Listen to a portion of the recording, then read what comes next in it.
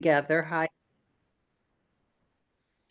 Um, looks like 6 people all together tonight.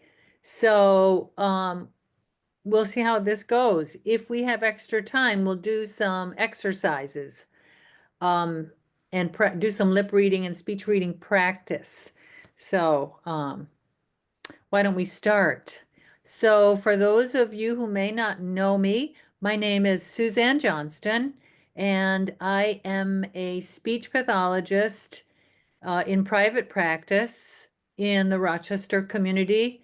I've been in private practice for many, many years, but just started doing this full time since 2015. Business is very good. One of the things that I specialize in is working with people who are deaf and hard of hearing.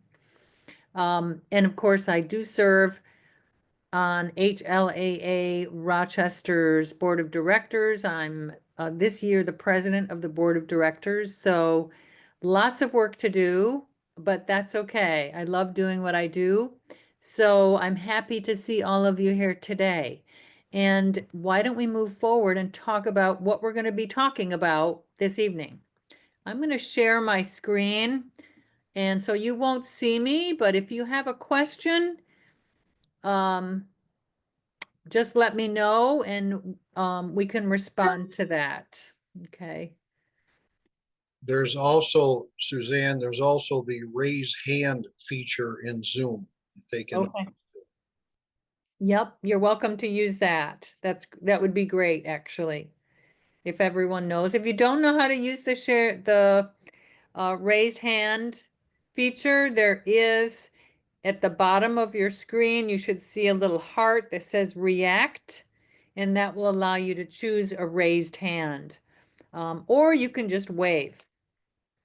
Okay, let me just share my screen and we can start.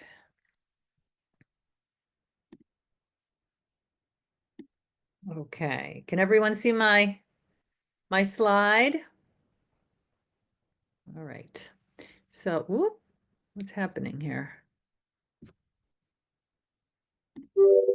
I wonder why that's strange. Let's see if I can go to the next one. Here we go.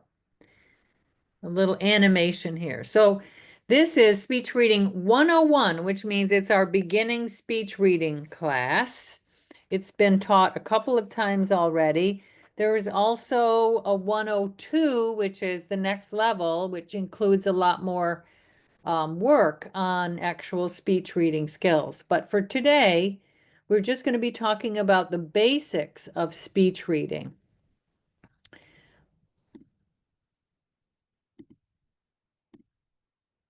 All right, so what are the kinds of things we're going to cover today?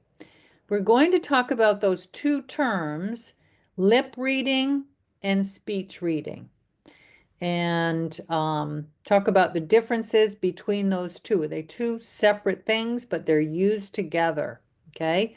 We'll talk about some of the skills that are required to do speech reading and lip reading.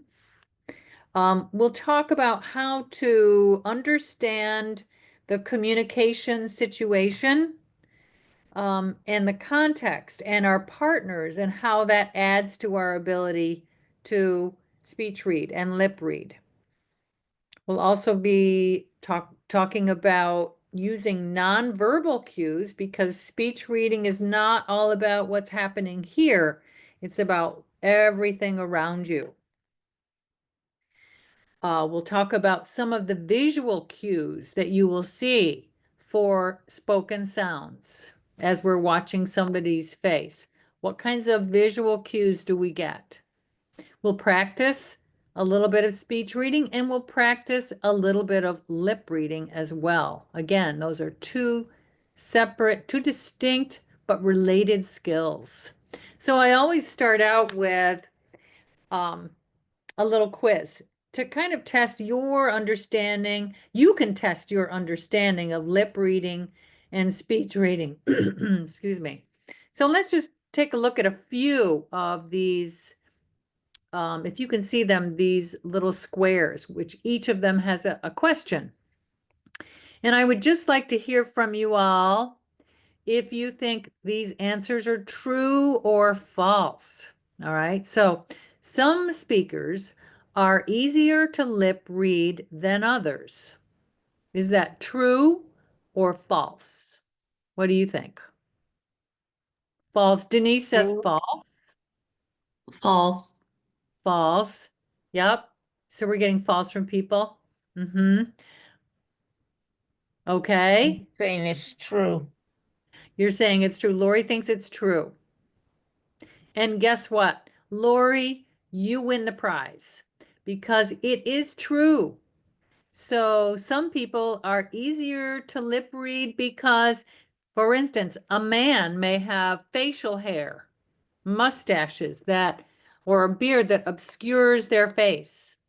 Some people are very fast speakers. They don't move their mouth a lot. It's very difficult. So yes, that is true. Some speakers are easier to lip read than others. Okay. Number 2 right here. Is it easier to lip read single sounds than whole words? Is that true? Is it easier to lip read a single sound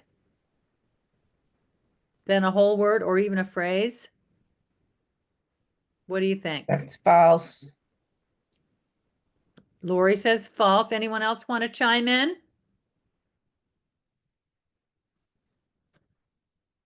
I'm going to move this screen over here.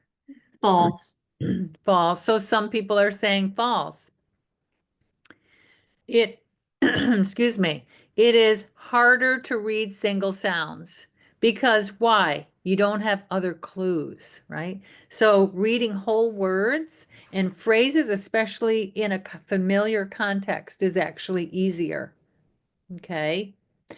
Number 3, all consonants are equally easy to lip read. What do you think? False. Lori's, yeah, so Lori, you are doing, were you in this course before? I did come before, but I don't remember these questions. Okay, yeah, so I don't always go through all the questions, but yes, so false. Not all consonants are easy. The ones in the front of the mouth that are made in ways that you can actually visualize are easy to lip read. Other sounds that are made in the back of the mouth, very difficult. Okay, so not all consonants are created equal. Learning to lip read the speaker's mouth is the first step in successful lip reading or speech reading.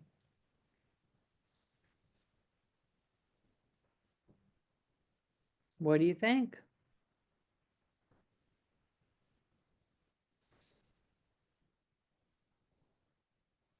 No, I hear no one's taking any risks here. So, in fact, learning to lip read the speaker's mouth is about the last skill that we acquire when we are learning speech reading and lip reading. It feels like it might be the first skill. Oh, lip reading, that's all about reading your lips. But actually, we learn many other skills before we actually focus on what's happening on the mouth. All right, let's just skip a couple because I do want to move on.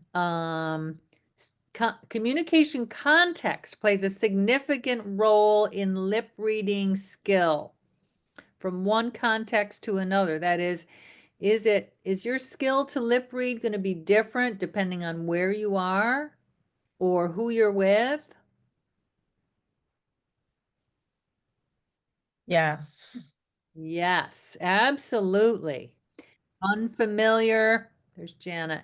Unfamiliar speakers, unfamiliar situations and vocabulary, much more difficult. So context is huge. And let's just look at this next one. Speech reading is a skill that you can learn with practice. Is that a skill you can learn, do you think? or are people just good at it or not? It's true. That is absolutely true. Learning and practice is essential to lip reading. Now, I will say that some people have an innate ability, they're just better lip readers than others, but you can definitely learn to lip read if you spend time practicing in specific ways that work on those skills. All right, so let's go ahead. That was our pretest. It kind of gives you a little bit of maybe idea of how much you know about this subject to begin with, and we'll be talking about all these things as we go. Okay, I'm going to move this over again so I can see the slide. So hearing loss and comprehension of speech. So I do want to talk a little bit about how hearing loss affects how we comprehend speech. Hearing loss isn't the only factor in understanding speech. So we definitely, when we have hearing loss, we definitely lose the auditory signal. We definitely lose the sound signal, right? And that's huge, right? But there are some other pieces too that play a big part in how well or how not well we comprehend information. Physical challenges. So especially when we think about the average person with hearing loss, they're over 65, okay? They may have some health concerns.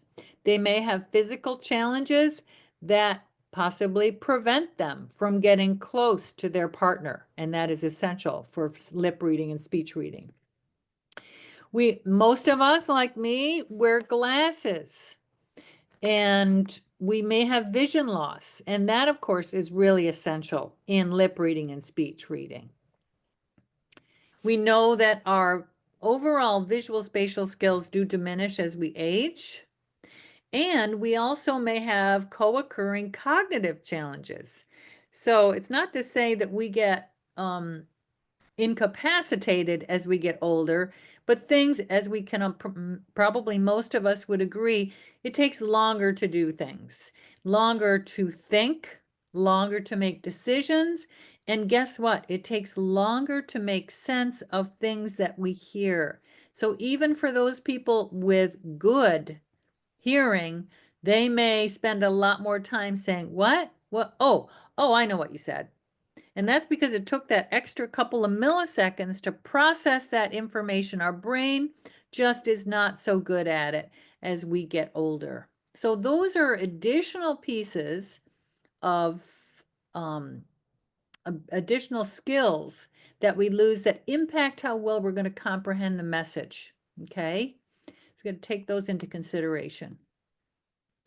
And this is a fairly obvious slide. You know, why should we learn speech reading and lip reading? Well, hearing loss can cause anger. People get frustrated. They may get depressed.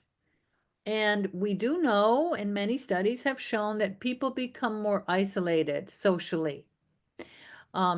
So to prevent that kind of those things from happening, we want to maximize our ability to understand messages that other people are using around us.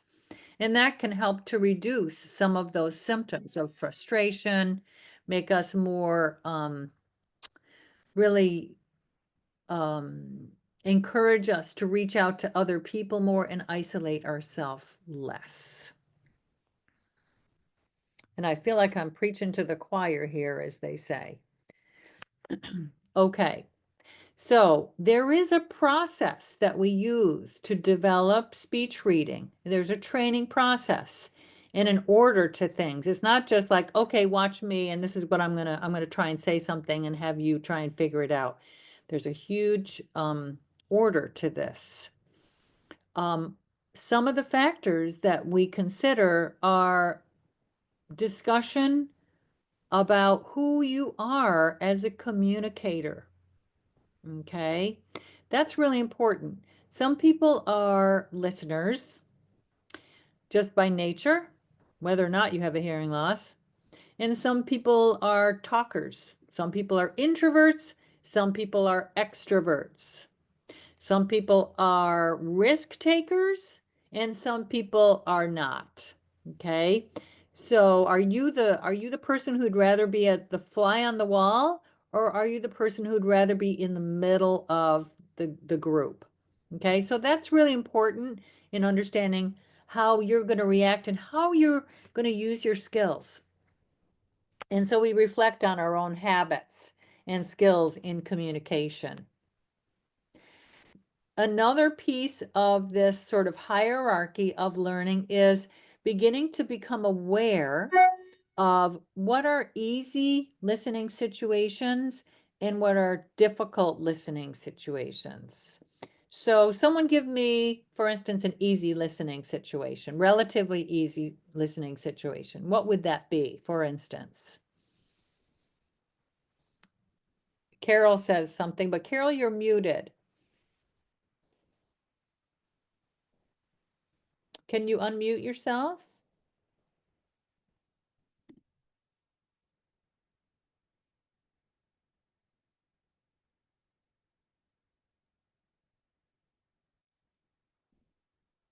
You go down to that little mic on the left-hand side.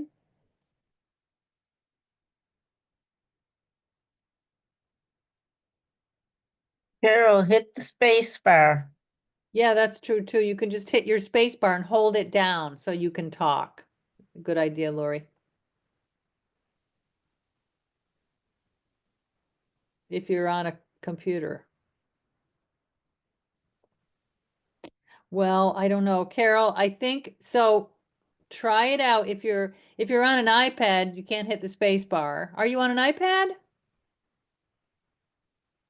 Oh, you're on a computer? Okay, so just hit that space bar. Oh, okay. There. Am I good now? Yes, you are. Tell us what Okay. you were thinking. Okay, an easy one would be a one-on-one. That's correct. Good. Yeah. So one-on-one, especially with someone who's familiar to you and you know their speech pattern and how their speech sounds, right? Also, does anyone else think of an easy listening situation? That's one possibility. How about being in talking about a familiar topic where you already know the words and the vocabulary? That's going to be easier to listen and anticipate what people are going to say. We're going to talk more about this in a minute, than a difficult listening situation, like talking about, um, I don't know, a subject that you don't know, quantum physics. That's going to be challenging, right? So not just the person that you're talking with, but also the context. So the part of learning about speech reading and lip reading is developing an idea of what kind of situation am I walking into here? Is it going to be easy or hard? And being aware of that, being sensitive to that. And then finally, the last level is actual formal lip reading and speech reading lessons. And we move through hierarchies of difficulty. So maybe something like a word in context, or a sound, particular sound that's easy to see versus a sound that's hard to see. A word in context versus a word that's not in context, that's strange to you. So there's a whole hierarchy of learning that we do in the process of speech reading and training. We'll do a little bit of that here today. Okay, I'm going to move this again down here. All right, so let's talk a little bit about the difference between lip reading and speech reading. So the old-fashioned term is lip reading. And when I'm talking about skill, most people refer to it as lip reading. But in fact, speech reading is a similar skill, but different. That we use both to figure out what a message is that somebody's saying, okay? Lip reading is watching the mouth and interpreting the movements on the mouth. This is what we call a bottom-up skill. So we're working at a very basic level, right? Or an analytic skill. Whereas speech reading is top down. That is, we look at the situation and begin to make assumptions and predictions based on what we think we might hear. Words that we hear, phrases we might hear, things that might be said. So when we do both, when we use both lip reading, a bottom-up skill, and speech reading, a top-down skill, they meet somewhere in the middle. And we use both those skills to comprehend a message.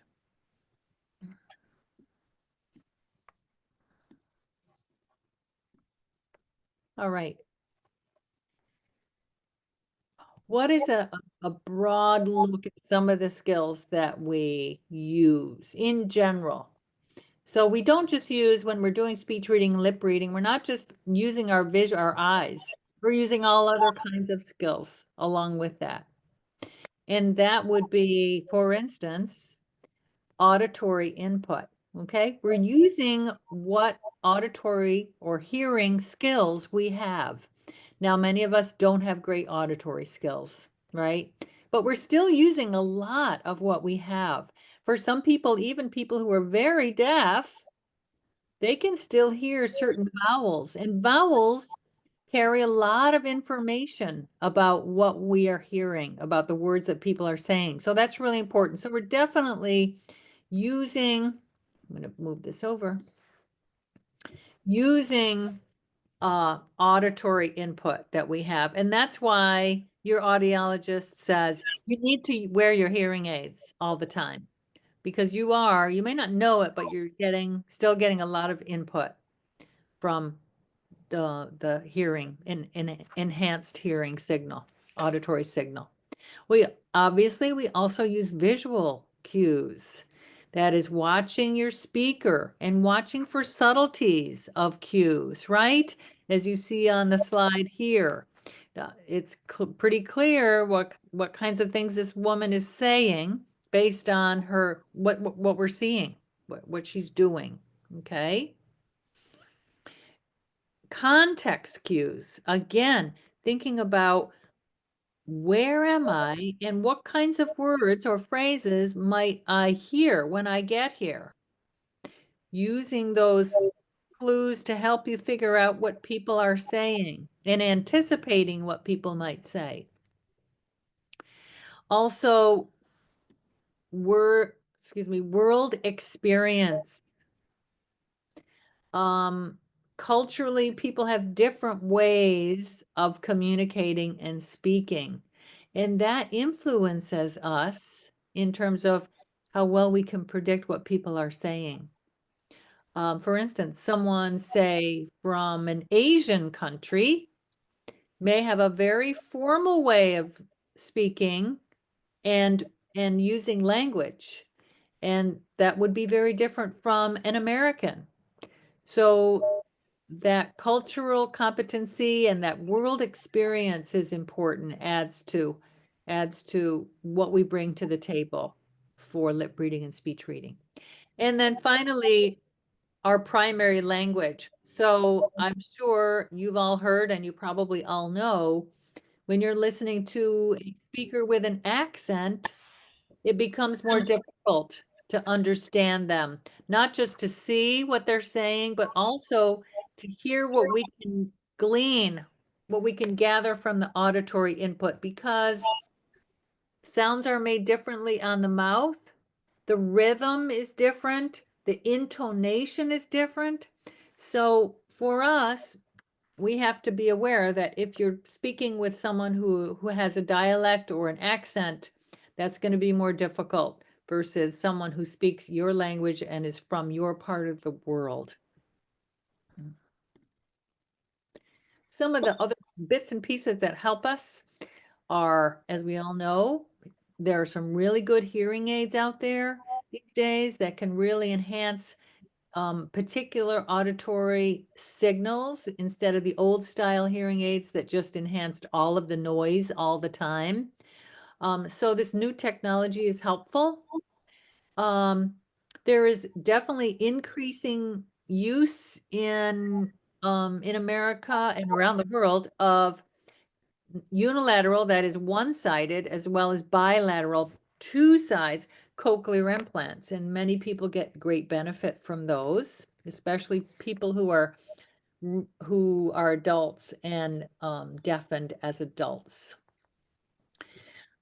Innovative and powerful assistive listening devices. And the market is really moving in a huge direction.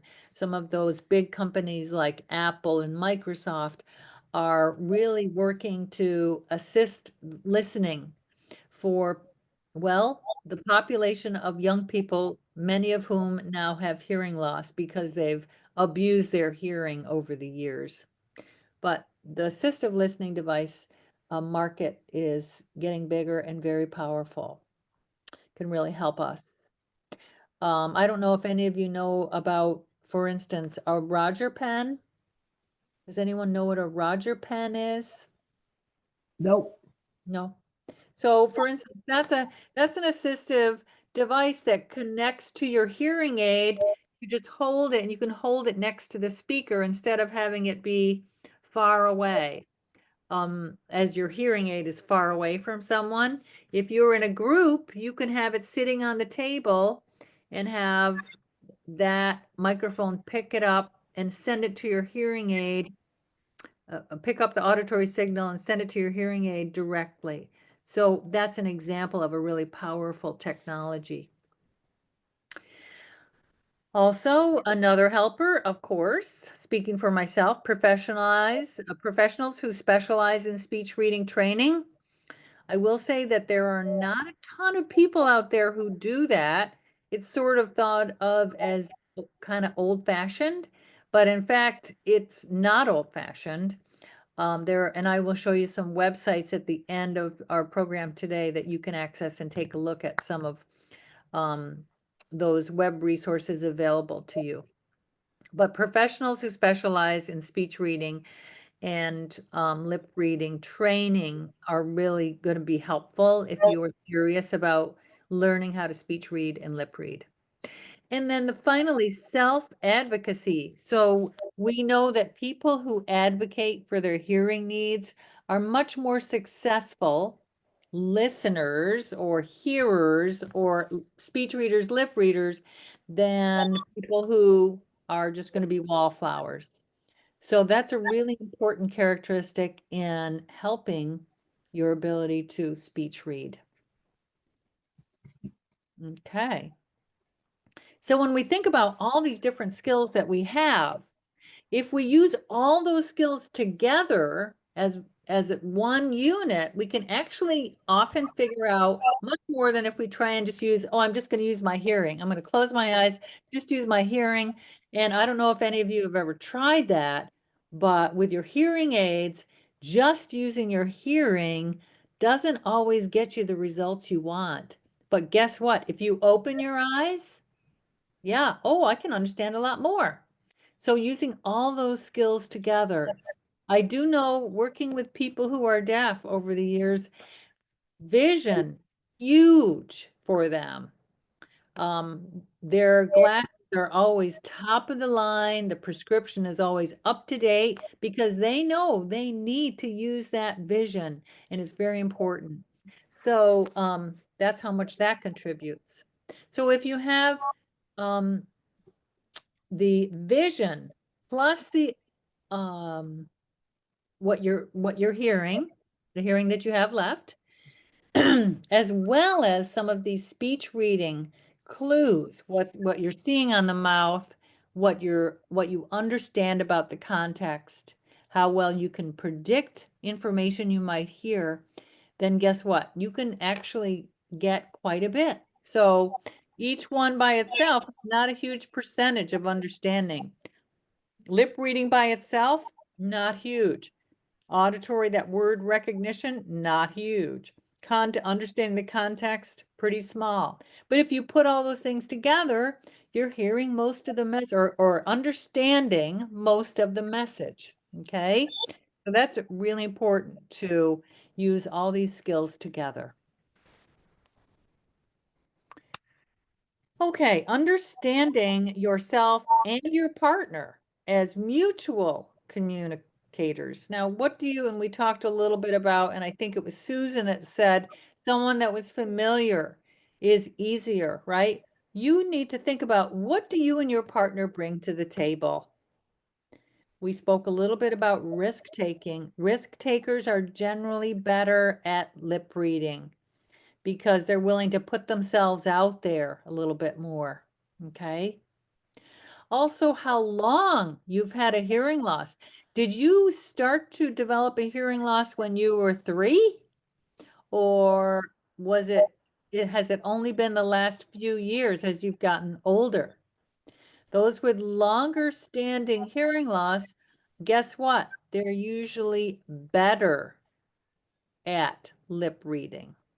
People who with recent hearing loss, it's usually harder for them because they're learning a brand new skill. And guess what? That old brain up there doesn't like to learn new tricks, right? So people with longer standing hearing loss are usually better lip readers. I am amazed sometimes when I do have someone come into my office who is deaf and has been deaf since birth or shortly after birth. And I'm amazed sometimes at how well they can understand what I am saying without any other visual supplements like sign language or anything like that. They are so good at lip reading and speech reading. How well you know your partner, your partner. Easier with your spouse, a family member, people that you have grown up with and grown with. You know how they speak, you know the vocabulary that they use, and you know the pattern of their speech. So that's going to be easier. And again, looking at self-advocacy, asking people to do things for you that will keep you more successful, such as, can you say that again? Or I didn't quite catch that. Or maybe you can turn so I can see your face. Those are people who advocate for themselves and they will do better as a communicator. And then finally, the personality. So not your own personality necessarily, but also the personality of people around you. I'm working with a gentleman right now who is such a fast talker, even with good hearing. It is hard to understand all of his words. And also there are the people who sort of drone on and they go on and they talk like this and there's no inflection and no prosody, no um, changes in pitch or anything like that, and very hard to understand them because you don't know where one sentence starts and another sentence begins, right? And then there are the people who might be impatient and they just don't want to work with you, and that's challenging. But again, if you're a good self-advocate, and you're a risk taker, you got it. All right, so let's talk a little bit about the context, because that's where we start. This is that top down. I want to start with thinking about context. Some of the questions that you want to ask yourself are, where are you? What is the vocabulary going to be if you're in the doctor's office versus the supermarket or at dinner with some friends? What kinds of things do people say? What kinds of hearing situations are you dealing with? How well can you see the face of someone to do lip reading? So thinking about where you are and anticipating what some of those needs might be. Okay. What you're doing. Are you talking about food in the restaurant or are you talking about your health? So again, predicting vocabulary based on that. You also want to think about how easy is it to see your partner? That's so important, especially if you're doing more lip reading. You want good light. You want to position yourself in a place where you can see that person's face easily. As I mentioned earlier, very difficult when men have, and hopefully it's just men, but have facial hair that obscures their mouth. Very difficult to do any lip reading. You may have to just rely on speech reading more than anything there. Anticipating vocabulary. What words or phrases might you encounter? So maybe tuna sandwich is not something you're going to see at the doctor's office, but you may see more exercise. Okay? Easier to predict if you know what you're going to be running into. And then familiarity with that vocabulary and the complexity.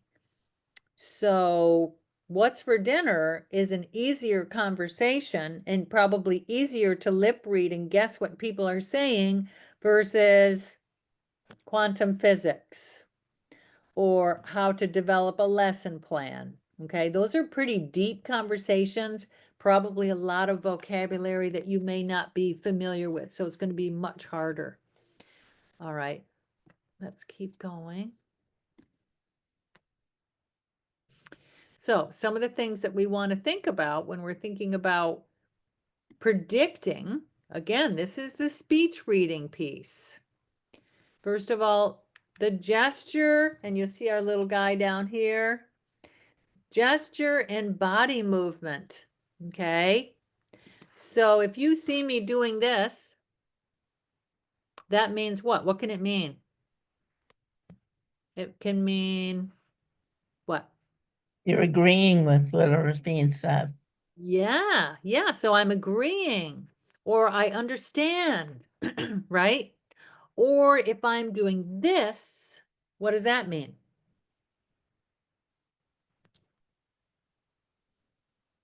If I'm kind of shaking my hands at you, what does that mean?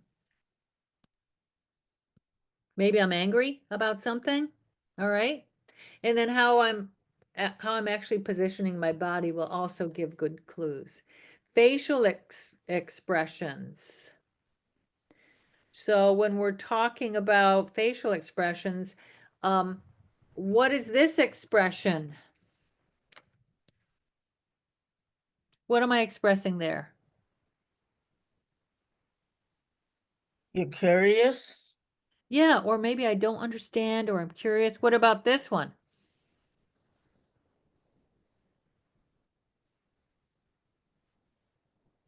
That's a no, right? All right. Or this kind of expression. What is that? Are you kidding me? Right? So if you watch the facial expressions, that's the big picture. Okay? Okay. So we make predictions based on the facial expressions and other things that people do with their bodies. Now, if we think about that bottom-up skill, the lip reading, let's talk a little bit about what that might look like and some things to think about. I spoke a little bit earlier about vowels.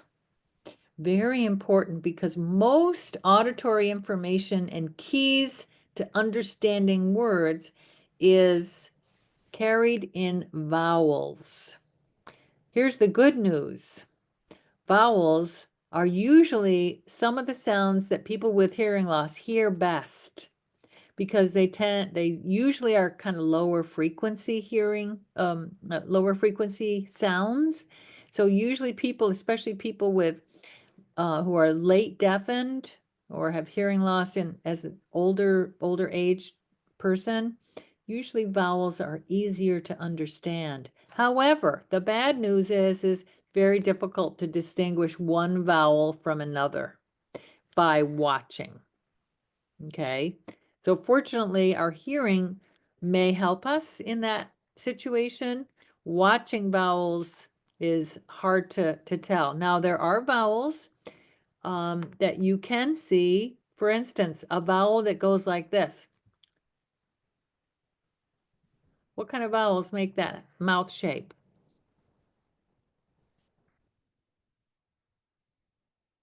A, E, I, O, or U?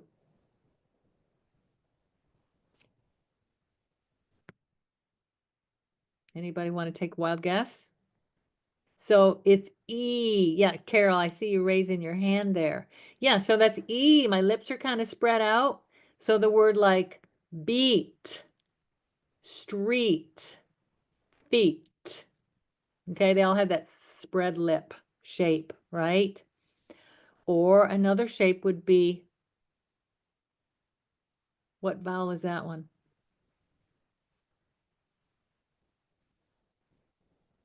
Is that O? It could be O, although O is more open. O. It's ooh. Ooh, it's more of a closed, but that was a good guess. That was a good guess because they're very similar. So you want to watch for those kinds of shapes on the mouth, okay? Now, consonants occur in a lot of different areas of the mouth. All the vowels are sort of in the middle and to the front for the most part, but consonants occur in a lot of different places in the mouth. We have different groups of consonants based on where they are made, okay? Those that are made on the lips, okay? So what is this consonant? What does that sound? That B? It could be a B, but B is going to look like this. I'm just doing this. M. So M, B, P, all are made on the lips. They're called bilabials. We use both our lips. Okay. And there are fricatives and tip dentals. Those are sounds that involve the lips and teeth or the tongue and the teeth, such as, what sound is that one?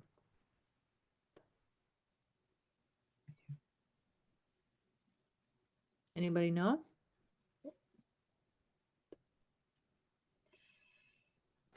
Yeah, I heard somebody making this sound. It's an F. My teeth are biting my lip, right? Or the tip dental, which is the tongue and the teeth. Again, it's getting back further in the mouth. So now it's harder to see. Okay. Harder to see that one, right? That's a T, or it could be a D. But you can still kind of see if you watch carefully, the tongue is coming up. You can see that. And then the last class of sounds that are made in the back of the mouth, which are very, very difficult and almost impossible to see by lip reading, are those are K and G, G, K, K, G, G. You really can't see those at all, right? So that's when you have to start using context and you have to start predicting what that word might be, okay? So that's an example of how we use visual cues to help us understand what those sounds might be. We don't understand them in isolation necessarily. We understand them in context. So remember previously we talked about on that questionnaire at the beginning, we talked about how words and phrases are easier to lip read than just single sounds, and that is an example of why. If I say this word, this sound, how do you know what that is? But if I say, now you have an idea of what that word shape looks like. Dog. Yeah, good, good. Yep. All right. For specific vowels, again, getting back to vowels for a minute here, you want to look for, we have the height of the jaw and the mouth. So, and I are very open, right? I. We also want to look for, as I showed you before, the spread of the lips. E, A. Okay. And lip pursing. Oo, O, or oi. All right. So let's just do a couple. Let's see if you can guess what this vowel is that I'm telling you.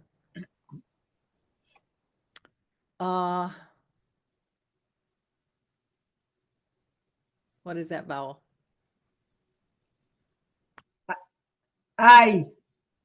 It's actually ah, but it could be I. What you would see if it was I, because I is a double vowel, I. You would see that lip spreading at Oh, the end, right? yeah. Instead of, so those subtle differences. Yeah. And with practice, you can determine what those vowels look like. Let's do one more. Oh, Yes, good. Oh, nice. So you can see how just that little bit of practice and knowledge about shapes on the mouth is helpful.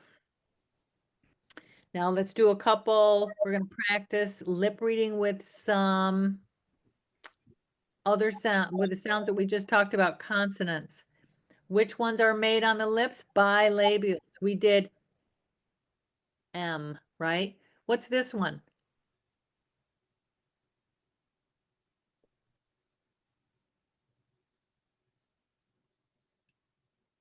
Anybody want to make a guess?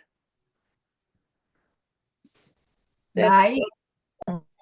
It's just a single sound by itself. What letter? The M. B, It's a P. It's a P. Very good. What about this one?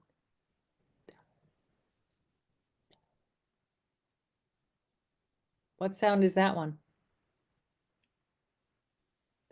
If you recreate it in your mouth, you might be able to figure it out. See what's D, happening? Good. It's a D sound. Or duh, duh. We aren't going to do velars because you can't lip read those. Really, basically not. All right, so we did a little bit of practice there. Okay, so now we know a little bit about speech reading. We know a little bit about actual lip reading. And when we put all those cues together, we understand words and phrases, not sounds in isolation. So, and the hierarchy again that we use with when we're doing speech work on developing speech reading and lip reading skills, we work first of all on words and phrases, then the next level up, phrases and sentences. Then after that, phrases and sentences using a familiar context, and then phrases and sentences in unfamiliar contexts. So that's an example of how we use this hierarchy of difficulty in learning how to speech read and lip read.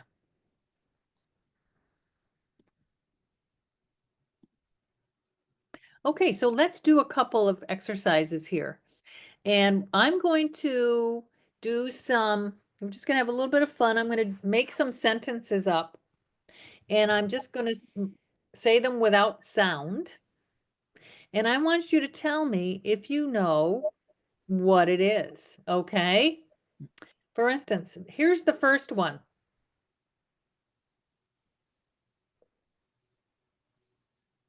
Anybody know what that is?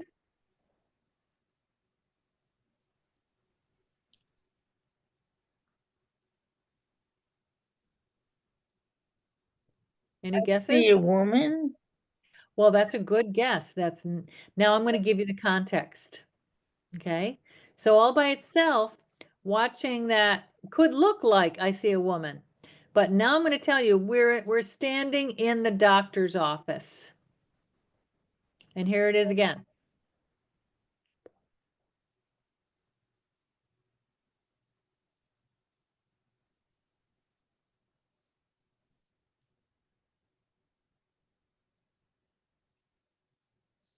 I'll give you a clue. It's something about an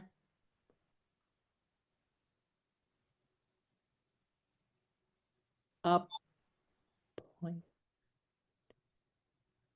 I need an. Anybody know what that last word is? In your doctor's office, you're standing at the counter, getting ready to leave, and you tell the secretary, Just a moment. that was a good guess. I need an appointment.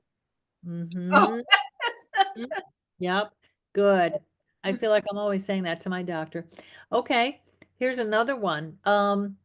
We're going on a trip to the grocery store. And I'm going to give you part of the sentence and let you hear it, and the other part not hear it. And you have to guess what the other part is, okay? Don't let me forget to. milk and eggs. Good. Yes. Don't let me forget to get milk and eggs. Good. Now, if I had said that without you knowing the context of it being a grocery store, that would be so much harder, right? That's a pretty long sentence. All right. And then let's just do another one. You ready?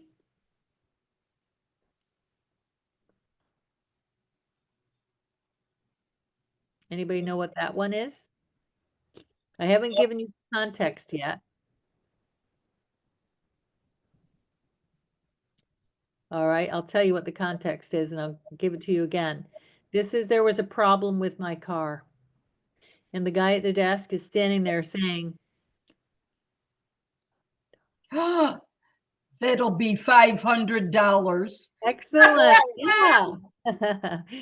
So yeah, so you see, once you know the big picture, you can kind of figure out, oh, okay, I get it. You just did some great lip reading right there, speech reading. Mm-hmm. Good. So that's kind of fun. And you can do those kinds of things yourself. Again, I'll show you some websites where you can do that. So what do we know about speech reading and lip reading? To get better at it, we need to practice, have dedicated practice regularly. It doesn't need to be for long periods. As a matter of fact, usually I suggest just short periods of time because it becomes exhausting. Your brain is not only working hard to hear what it can hear, but also to figure out what it's seeing and figuring out what the language is. Very challenging. So, but regular practice is important. It's good if you're starting out to use a trusted partner, someone that you know and you're familiar with them and their speech pattern. And that will allow you to be successful. And then moving on to people who maybe you don't know so well. Using resources around you. So some of these, let me move this down. Some resources, for example, are maybe the TV, although that's not always optimal. People reading out loud. So watching someone read something out loud, maybe an article that you know something about or a book that you've read before. Another great one is TED Talks, because guess what? For TED Talks, it's usually about a particular subject, right? So you already know what the subject is, especially if it's a TED Talk on something you know about. That can be really helpful. They also usually have pretty good camera on that person's face and body. And they're usually, the background is kind of blacked out, so there's not a lot of other visual information that's distracting. So that's an awesome way to practice lip reading and speech reading. And some other, YouTube videos that can be short. Again, web-based resources will be helpful. There aren't a ton of programs out there, but there are a few. Actually, if you have a cochlear implant, the company who made your implant typically has a program that you can use for better hearing. And they are specifically directed at hearing sounds, but you can also use those programs for lip reading and speech reading if there's a visual piece that goes with that. And then, of course, as I always recommend, because this is what I do, using professional assistance. So, you know, if you have a therapist who can help sort of direct your skills and plan exercises based on what your abilities are, that's very helpful in developing your speech reading skills. Not that you can't do it on your own, at least to some extent, but having an expert work with you on that is always an advantage. And I'm going to go down. So as I promised you earlier, bring this down here. These are two links to lip reading and well, they're both called lip reading. But again, they're also speech reading. Those links provide some sample video exercises. Somebody's got their mic on there. These links can provide sample video exercises. I'm going to show you one. Let me see. I'm going to get out of here for a minute and I'll show you one. I'll continue to share my screen. Mm,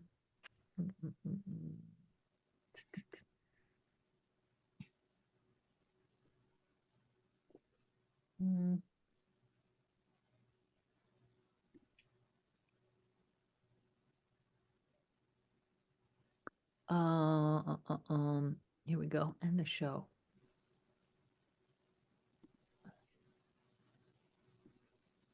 So here is one of them. This is lipreading.org. Okay. And this is an example of just one of the many exercises that they have on there. They have exercises at all different levels, sounds, conversational skills. But for instance, here's one where you actually get a video and you have a choice of shrimp basket, fish and chips, burger boat, or ribs and chicken combo. So we can watch this woman say one without any audio. What do you think she said? Of those four choices, which one did she say? I'm going to do it one more time.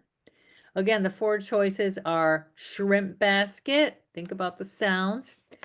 Fish and chips, burger boat, or ribs and chicken combo.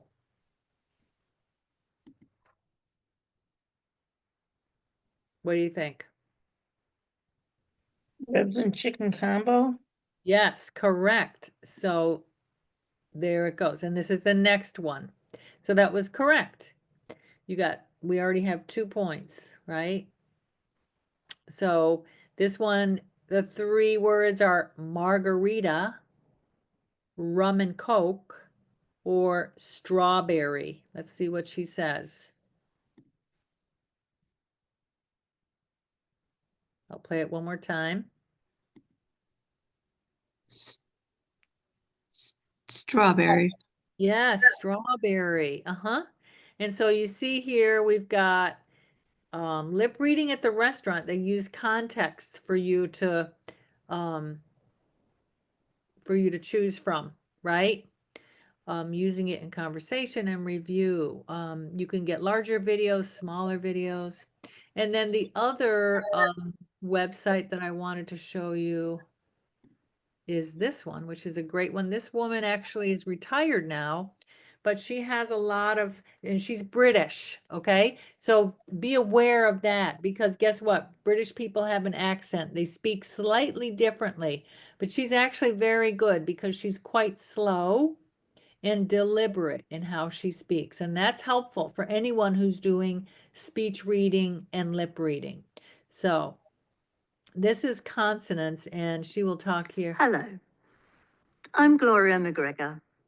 You hear I that? have a profound hearing loss in both ears, Okay. so I understand the difficulties that those of us with a hearing loss can face. Okay. So I became hard of hearing following illness. So she's talking here about different kinds of sounds. She gives a little background of her own experiences. In this video lesson, we are looking at the consonant sounds m, p, and b. Okay. M, p, and b Yep, we see how she sound does that. quite different, but there is very little difference in the lip shape or movement. Okay, so, and then there are other things here to do, like practicing with different phrases for every day. Things like greetings. Practice, they give you resources to use here. Okay, and you can do these in front of a mirror. You can have someone else do them with you.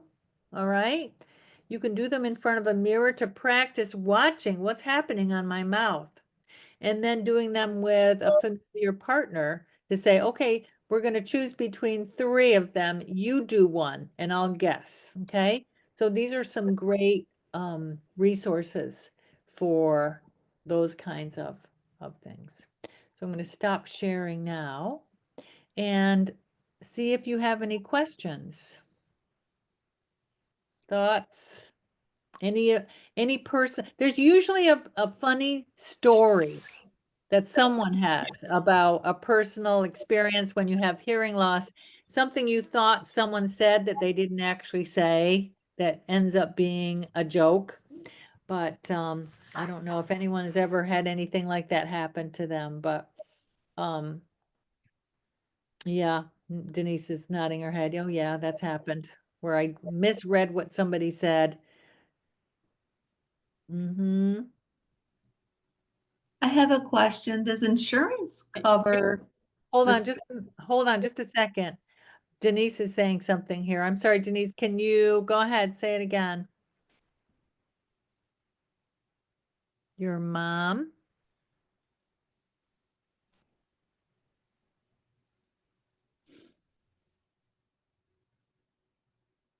Okay, I'm not getting quite what you're saying, because you know what? I am not a good lip reader. Even though I teach it, I'm not personally a good lip reader. So as we were saying before, some people kind of have this innate skill.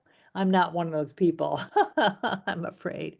But yeah, and I'm sorry. So someone else said, thank you, Denise. Someone else said something about insurance. Does insurance cover any of the speech reading training like you provide? That's a really good question. So I've had good luck because you have a diagnosis of a hearing loss. Okay. So we can use that diagnosis as a medically necessary to make speech therapy, because it's all called speech therapy, um, to be medically necessary for you because you have hearing loss. So, but it does depend somewhat on your contract. So that is something that if you were interested in pursuing any personal one-to-one services, you and I would need to chat, or you and another therapist who works with speech reading, lip reading would need to chat and look into your insurance contract and make sure that that's covered before you go about getting services. But usually, yes, it is covered. Good question. Any other questions? No?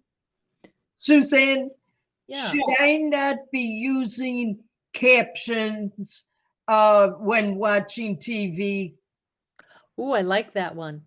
You know, as I had mentioned before, lip reading and speech reading is exhausting, right? When you do it for It is. long periods of time. You know what it's like if you go out with a friend and you don't have captions. Mhm. You're watching them and trying to listen to them and trying figuring out what are they saying. That's it, mentally exhausting, right? Yeah. So guess what? You should use captions if you have captions. One thing that you can do with captions, if you're good, is use those captions to help you sort of what if you can watch the captions and the person at the same time. If you have like just a camera on somebody's face, using those captions to say, oh, that's what that person says. Yeah, I knew that because I saw that on that person's face. So it can help you practice a little bit. But I would say, and I think that's a great question. Use your captions if you have captions. Don't feel like that's going to be a huge tool for you. But I think when you're actually working on speech reading, you need to have more silence, less auditory input, and less visual support that pushes you to use those non-auditory skills, pushes you to really read what's going on in the face and using your brain to understand what kinds of words might be coming up. Good question, though. Yeah. Anyone else? Very good. Well, thank you so much for being here tonight. I hope that you learned a little bit about speech reading and lip reading and what you can do about it, what kinds of factors that we think about when we're doing that. So, and don't feel like, oh, I'm terrible, I'll never get it. Don't feel like because you're not able to read everything everyone says that you're not doing speech reading and lip reading. You're probably doing a lot more than you even realize half the time. So, but yeah, if you need any support for that, please feel free to reach out to me. If you're interested in that. But it's been nice chatting with you this evening, and thanks so much for being here. Thank you, Sue. Yeah, and thanks, Chaz, for